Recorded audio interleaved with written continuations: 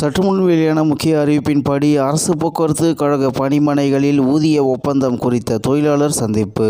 செய்தியை முழுமையாக கேட்கறதுக்கு முன்னாடி நம்ம சேனலை சப்ஸ்கிரைப் பண்ணலாம். சப்ஸ்கிரைப் பண்ணிக்கோங்க, மறக்காம பெல் பட்டனை கிளிக் பண்ணிக்கோங்க. அப்பதான் நம்மளுடைய அப்டேட்டட் நியூஸ் உங்களுக்கு உடனுக்குடன் வந்து சேரும். தமிழகம் முழுவதும் அரசு போக்குவரத்து கழகங்களின் பணிமனைகளில் ஊதிய ஒப்பந்தத்தில் முன்வைத்துள்ள கோரிக்கைகள் குறித்த சந்திப்பு நடைபெற்றது.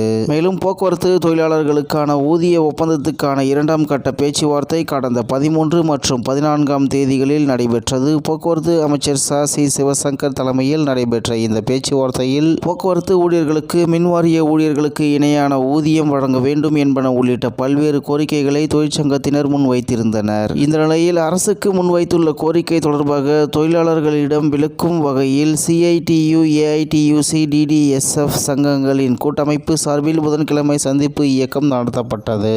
மேலும் தமிழகம் முழுவதும் உள்ள போக்குவரத்து கழக பணிமனைகளில் காலை மதிய உணவு இடைவேளை உள்ளிட்ட நேரங்களில் தொழிலாளர்களை சந்தித்த தொழிற்சங்க நிர்வாகிகள் ஊதிய ஒப்பந்த கோரிக்கைகளை குறித்து விளக்கி பேசினர். அப்போது ஊதிய ஒப்பந்தத்தை விரைந்து முடிக்க நடவடிக்கைகள் எடுக்கப்பட்டு வருவதாகவும் இதையொட்டி அனைத்து தொழிலாளர்களும் தொழிற்சங்கங்களின் நடவடிக்கைகளுக்கு உறுதுணையாக இருக்க வேண்டும் எனவும் அவர்கள் கேட்டுக்கொண்டனர் என்று தகவல் வெளியாகியுள்ளது.